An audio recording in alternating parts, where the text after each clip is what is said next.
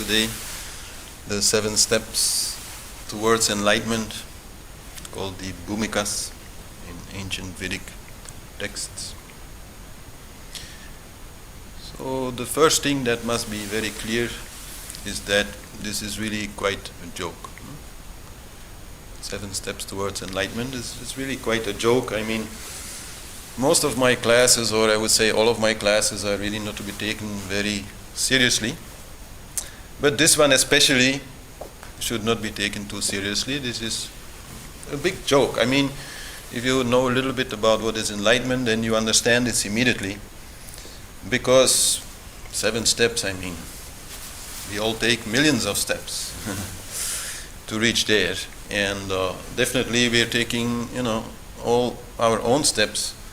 So we all have our own path. So it's a little bit crazy to talk about 7 steps. And in any case, the whole universe is a joke, right? The whole universe is a theater. The whole universe is just a play. There's nothing, absolutely nothing serious about it. So then enlightenment as the ultimate answer, the ultimate happiness that is entirely independent of what happens in this universe, obviously also is a joke.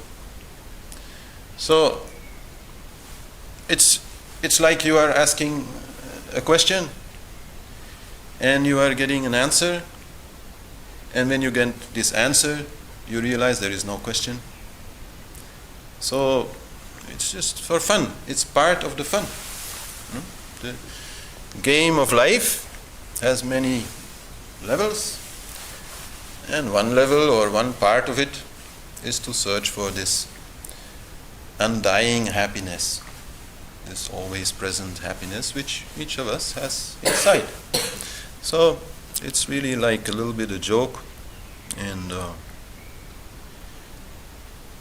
it definitely should not disappoint you to hear this class, which it might. That's also why I'm talking about it really being a joke, because by understanding what indeed may be a little bit like the process happening in everyone to a certain degree, you also understand that this is quite a long path. So don't get disappointed about it. It's not the goal which matters. As I said, life is a joke. So it's not the goal which matters. It's just the playing which matters. It's the going there which matters. It's the 7 steps that matters. Not what comes afterwards. That really doesn't matter. I mean, enlightenment is the ultimate solution to a problem that doesn't exist. So it's, what do you want? It's like, when it comes, you probably say, oh, okay. Oh, that's it. All right, thank you. And move on. Nothing special in enlightenment in a way, nothing special in God, nothing special in the self. All these things we can talk about it and feel very serious and feel very close to the truth or something, but it's all words, it's all nonsense. And the truth which lies beyond, definitely lies beyond any kind of system of 7 steps or 9 steps or 9,000 steps which you can think about. So, but anyhow, fortunately, these 7 steps are not my own invention. Otherwise, I definitely would not talk about it. They are really quite old. They are found in the Varaha Upanishads. I don't know if that rings a bell, but Varaha is an incarnation of Vishnu. He then incarnated as a boar, like a wild pig, you could say, and saved the world and saved the Vedas, the Holy Scriptures, and gives a few lectures also to a sage named Brigu. And in this lecture, he is talking about the Bhumikas. So this is an interesting story, and also Ramana Maharishi, which I personally really regard as like the biggest saint, at least I have ever heard about, is talking about it. So it's an interesting subject. It gives you an idea a little bit where you are and what to do, because truly where you are really defines what to do. You cannot say that to reach enlightenment or to do yoga, there is one particular set of rules. That is not possible to say. It depends where you are. So this idea of where you are, you can a little bit see as steps. But see them also as phases which really like overlap a lot, and where as a person you will move from one to the other and backwards and forwards. So it's all not so very straight. So the big question is not, where am I? Am I on step number 3 or step number 6? This is really quite another illusion.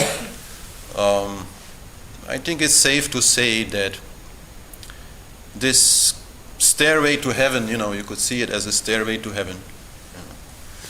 It is there everywhere where you want it to be. Anywhere in the universe, it can be there. And with only 7 steps, yes, you can reach into heaven. No problem. And everybody does it. Everybody goes there once a while. A little higher up, a little lower, maybe. Usually for most people it only lasts like a split second. But anyhow, we are all going there. So this is for everybody. But you can also find that, okay, maybe you are also going on all these steps, but still some of these steps are creating problems, are difficult to master, are difficult to stay in for a long time. As I say, it's not a big deal to be enlightened for a split second. That's very easy. Actually, my opinion is that it happens to most people most of the time without them noticing it. So it's really like a non-issue. But to stay there, that's difficult. To fall from those stairs is difficult. So you have to a little bit understand this so that you know a little bit better what to do, and then for the rest, better forget about it, like most things. Better forget about it. Now, the first thing to understand is that going on these stairs is just one option. And in India, also in ancient texts, they say it is one option out of 4. This is again, just to give you an idea. So, the desire for liberation, the desire for enlightenment, is just one desire among 4 others or 3 others. One being artha, meaning wealth. So this basically means that don't have to worry about your bank account, or if there's still some food in the fridge. This is like a normal desire anybody can have in this world. Nothing wrong with that, right? Then there is the desire for pleasure, kama. All kinds of pleasures are there. This is why also this world was created. Otherwise, it really has very little use. And then there is also the desire for dharma, which means righteousness, balance, harmony. So this desire also is there, where maybe in the world you are trying to do something good, or organize the world around you in a way that you think is nice.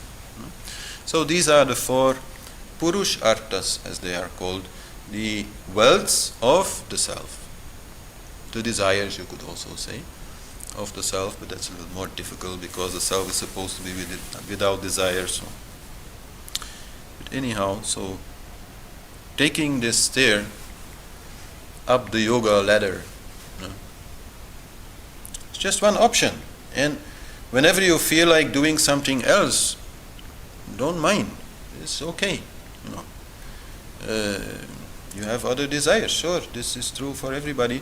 And so just whenever you feel that maybe it is time to do some yoga, then also do it, right?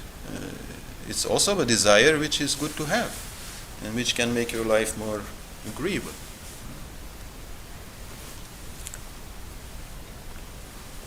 I mean, when we are running after pleasure, wealth, righteousness, now and then we run into a wall, right?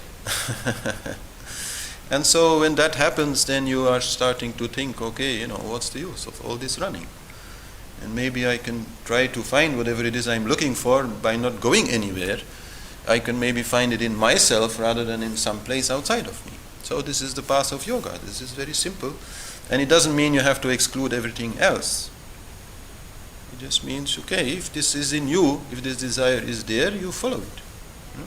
And this is actually also where this part starts. So, step 1 is called good desire. Literally translated, it means good desire. So, basically it means the spiritual desire, desire for enlightenment, a desire for liberation, a desire to grow, to become more balanced, etc. This is where it starts. And obviously this starts, as I said, from running against the wall. As long as you are not running against any walls, there's no such desire going to come. Only once you have little problems, then you start, coming to yoga classes and trying to find some answers, trying to find some solutions. So this is where it starts, and the main thing to understand here is that don't be confused. Okay, you are here, so it means yoga in your life has a place. It does not exclude anything else. It only means it has a place, like maybe playing soccer has a place, or something else which you like doing has a place. So this is very important to be relaxed about that. It's something you discovered that brings you something, so it has a place, and that's what the first step is all about. So it starts with this interest. But the main obstruction to move further than that are your addictions. And I'm not just talking about drug addictions or some of the other more like official addictions, but all kinds of things to which you are overly attached. I'm not saying you cannot be attached to something nice, sure. But if you are attached up to the point that you are really no longer the master of yourself, then this is going to stop you from moving further. This is quite literally going to stop you from thinking correctly. Because this addiction always will be there, guarding itself and stopping you from thinking correctly. So this is the first thing then to do. Addictions take your time, they take your energy, but most of all they take your intellect, or rather they produce negative intellect, in which you doubt the path of yoga. This is because of your addictions. As I explained it before, yoga is just one of 4 desires. It does not even have to be number 1. It is just one of 4. To see it like that, to live it like that, is only possible if you get rid of your own addictions, because if you still feel addicted, then you will feel that this yoga is a threat to your addictions. And so as long as you don't get rid of them, you will think negatively about your yoga. You will question your yoga. You will question anybody's yoga. And so you will think negatively about yourself. It's a little bit like a depressive attitude. If you remember the class I gave on depression, this is very much connected to that. Addiction and depression are very closely linked. So this is the main thing. You don't have to stop eating chocolate, but if you eat chocolate in a really unhealthy way, then this is one of the things you should stop. And in this way there are many things. There's watching TV, there's all kinds of things. There's all kinds of maybe also ideas that you are very addicted to. Also maybe opinions of others about you that you are very addicted to. All kinds of things to which you are attached in a little bit, I would say, sorry for the word, a little bit neurotic way, like a little bit like crazy. Addiction is something rather crazy. So this is the first thing to get rid of it, and it's very easy to get rid of it by using vrat. Vrat means fasting. If you eat too much chocolate, you don't have to stop eating chocolate for the rest of your life. You just have to stop eating chocolate for a while, until again you are free from it, and then you can again enjoy it. And it also gets its proper place again. being, really nice, sweet, but not to be eaten in excess. So it is the same thing with TV. If you're used to watching 2-3 hours of TV a day, well, you have to kind of question that. Then maybe go without TV for a while and see if you can do it. And if you can do it, then okay, then you are free from it, and then it will not stop you from thinking. Because otherwise, whatever I'm saying, whatever any yoga teacher is saying, is going to conflict with your addiction, and you're not going to believe me, or you're not going to believe whatever you are reading, quite simply because of that. So this is the first step, very easy to understand, very simple story. Get rid of your addictions and you can move forward. You can really move forward. And I'm not saying you cannot move on the second or third step without doing this. I explained. We all run up and down these stairs very easily, no problem. Only to stay there, to really go there, is a little bit more difficult. So if you really want to move to step 2, really have something going on there, you need to have this conviction, this self-confidence. A person who is addicted has no conviction, has no self-confidence. So you have to first have that. That is very important. Don't take anything that I'm saying seriously. Okay. So, and then comes step 2.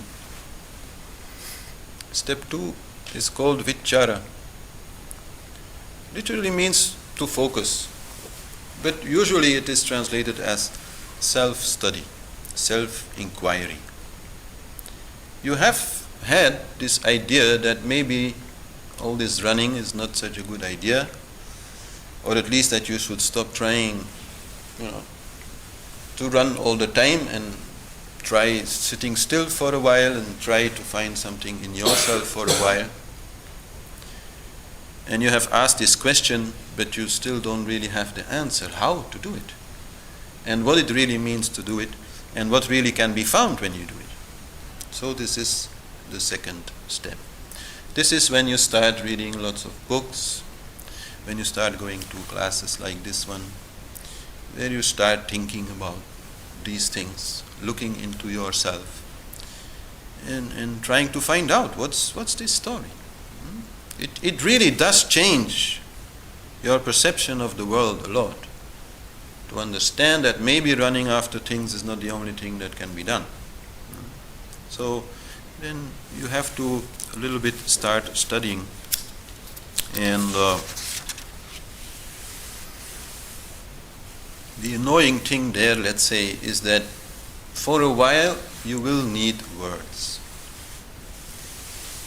I mean, words are quite useless. Words are just ideas, concepts, and they are defined by using other ideas and concepts. And so in themselves, it doesn't really teach you anything about what we're talking about. If you want to, let's say, understand which is the best way to brush your teeth, then if you read a book and it says, if you move like this, it will do this, and if you move like that, it will do that, and it's a good idea to floss, So then you get some information about that, and you can really learn something. There the words will really help you. But what it means to not do anything, to stop yourself from doing anything, that you can never learn from a book. But you can get some idea, and the main thing is you can answer the question in such a way that your mind is satisfied with the answer. That's the main use of all these classes and all these talks.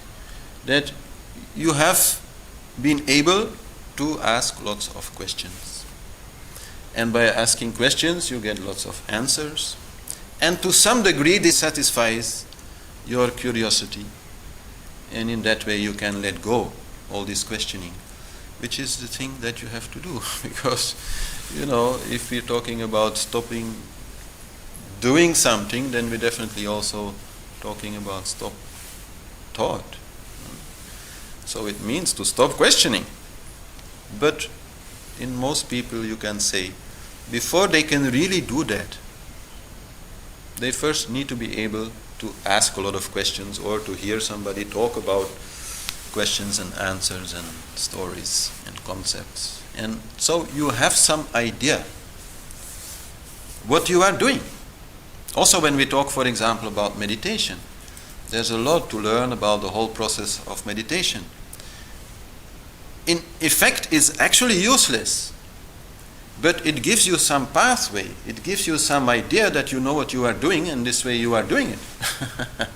And not asking too many questions. Otherwise, if you never asked all these questions, you're going to start, trying to meditate and trying to stop thought, and then these questions are going to come. So, for a while, you really need to go into these questions and trying not to do it in a too intellectual way, trying to understand whatever is being said in your own words and in your own experience. Otherwise, it's just words. At least by bringing it in your own experience, you can understand the meaning behind the words. You can feel the knowledge rather than just, knowing it intellectually, repeating it, parroting it. It will become a part of you. Like, let's say, for example, in the class on anger, I can say, well, anger always comes when some expectation is not fulfilled. So if you're questioning your own expectation, then the anger will more easily go. This is one of the things I say. Now, to understand this intellectually is very easy. To tell this to somebody else, also very easy. But to understand it, you have to do it. To understand it, the next time you get angry, you have to ask yourself, what is the expectation that I had? And then you will realize, oh yes, I was really expecting that. And then by realizing that, your anger will go and you will understand, yes, this link is really there. So learning is really a part of the process, and the process includes your own experience. So you start really observing yourself. That's why it is called self-study, self-inquiry. You really start watching yourself. You start watching your own mind. You start watching your own intellect. Mind and intellect are two words. Actually, if you look at what really is there, mind and intellect are so closely linked you can hardly separate them. But still, to separate them makes it possible for you to see them in yourself and have some understanding about what's going on and be able to say, oh, it's just mind, forget about it. Oh, intellect has a problem. No problem, that's just intellect. So this makes it possible for you to not ask all these questions when you really want to stop questioning. So in like Jnana Yoga or Advaita Vedanta teachers, they often like to say, oh, don't think and don't ask all these questions and forget about all the words and stop reading books and so on. And this is very true. If you already have been listening a lot, if you have already been reading a lot, at some point, yes, this will come. At some point, this will be the right thing to do. But in the beginning, you really need all these concepts. You need all these books. So this is just part of it, and that's where satsang also comes in. Satsang, when you are seeking out those who you think are, having something interesting to say. So this is the right thing to do at that time. As long as you have questions, you have to ask them. You can try not to have questions, but that's not something you can consciously stop. Vichara is all about asking so many questions, seeing the uselessness of all these answers, so that ultimately you stop. That is vichara. So studying yourself is important, and the main obstacle here, and many people get stuck there, is the idea, I understand. There's nothing to understand. Not intellectually, there's nothing to understand.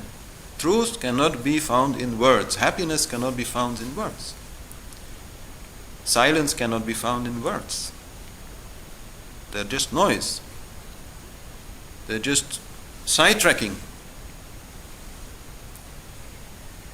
To really feel the truth, to really feel the self, to really feel who you are is beyond words. But the words can a little bit guide you there. But the idea, I have understood, now I know, that's where you get stuck. Because once you do that, and you have, a set of concepts, and you say, okay, this is it, and now I understand, then you hang on to that. But then you cannot evolve, then you cannot see beyond. So Working with words and understanding is like juggling. Juggling words and juggling understanding and juggling all kinds of things. Don't take it seriously.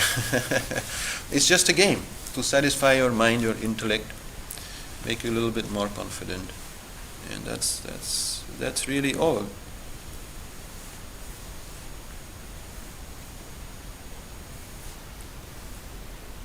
So in the end of that phase, let's say, when you've rounded up that phase, yes, then the questions will go. And you will find maybe before you were reading one book a week, and now you hardly read like one book a year. You don't feel the need. You don't feel like you are going to find anything there. But that's again a phase. I'm not saying the one who is feeling that he's going to find something in books is wrong. No. If you feel that you're going to find something there, please go and look. What you will find will not be what you are looking for. What you will find will be that there really is nothing to find. That there is only to be. That it's not about understanding. That it's only about being. So, and then you can move forward. Trial and error.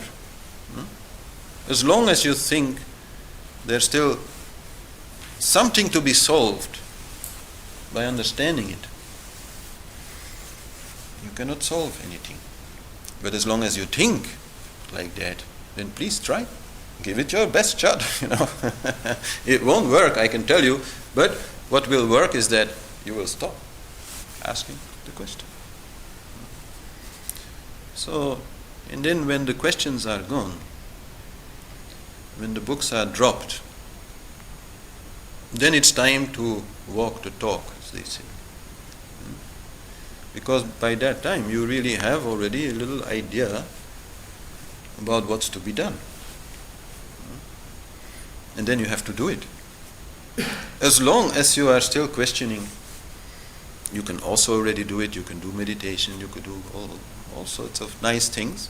But as long as this questioning is still there very dominantly, it will not bring you a lot. I'm not saying you shouldn't do it. Sure, you should do it. It will bring you some experience. It will bring you some of that truth beyond the words. But as long as there's still so much searching for words, then it's not really going to work. But when you feel, okay, now I know what is the problem, I have some idea about the solution, at least I know where I should start, then you should start. And then comes step 3. So, step 3 is called Tanumanasi. Tanumanasi means to thin the mind, to make the mind thin. Basically it means to learn how to stop thinking. But of course this is not so easily learned.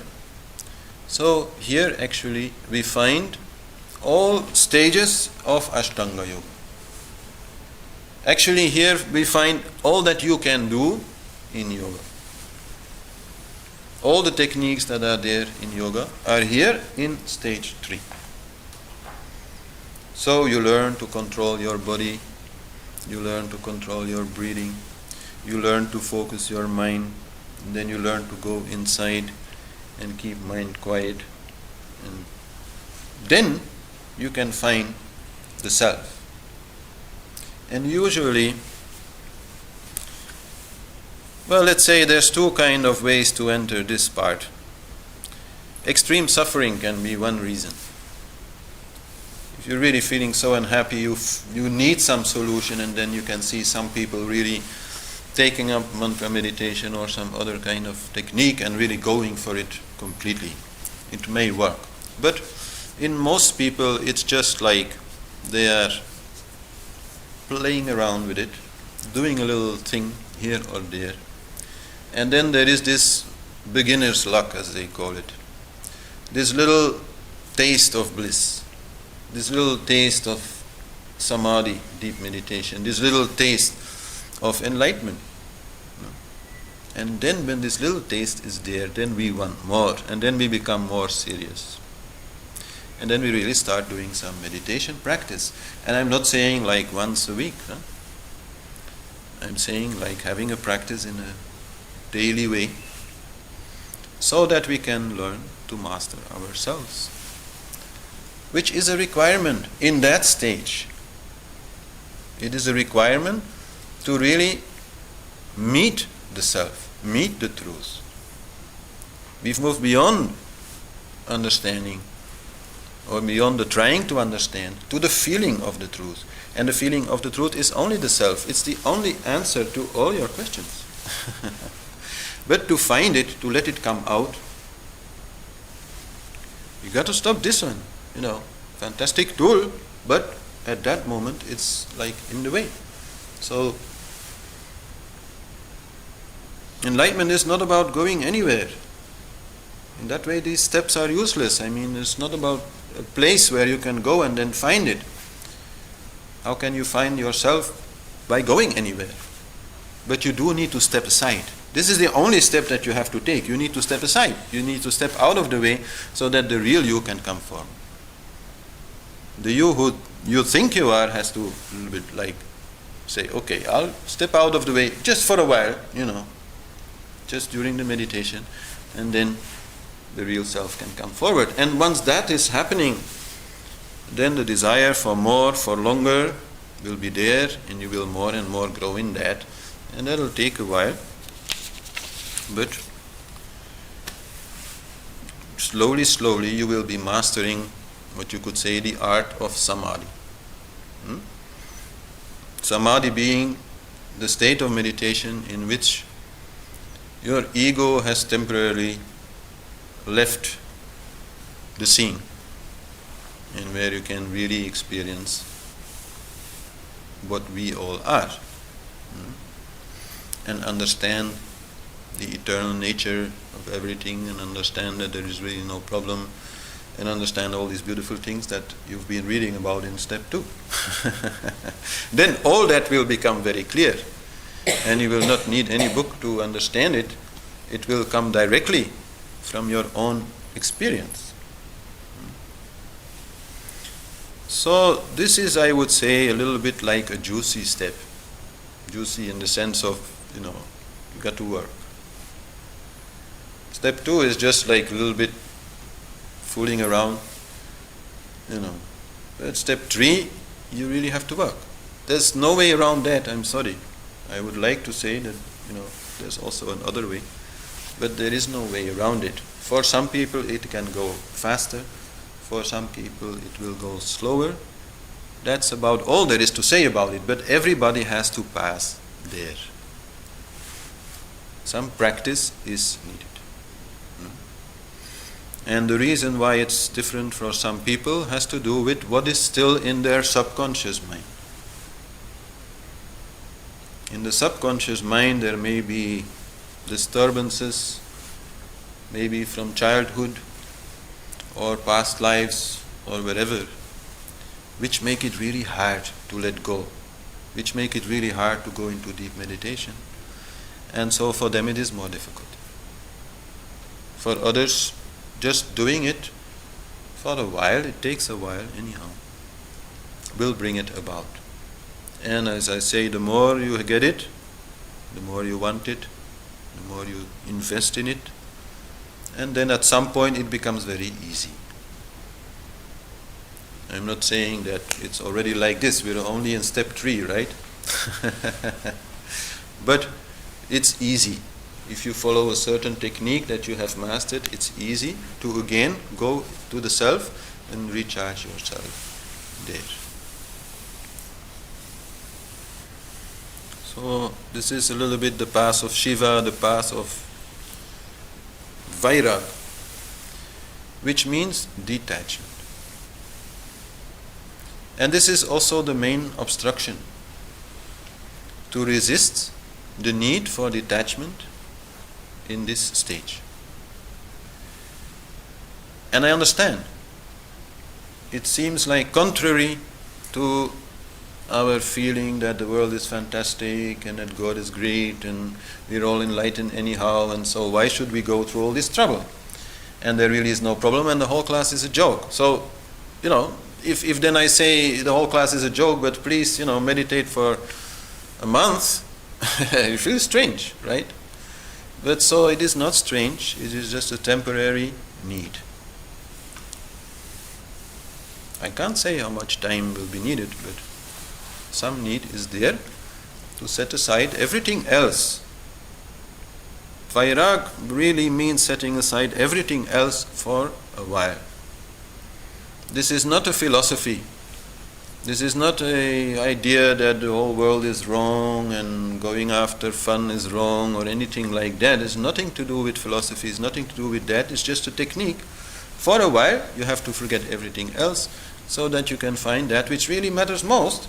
And, doesn't mean it's the only thing that matters, but to find it is quite useful. So that is the only obstacle. And it's a little bit of ego, of course, also.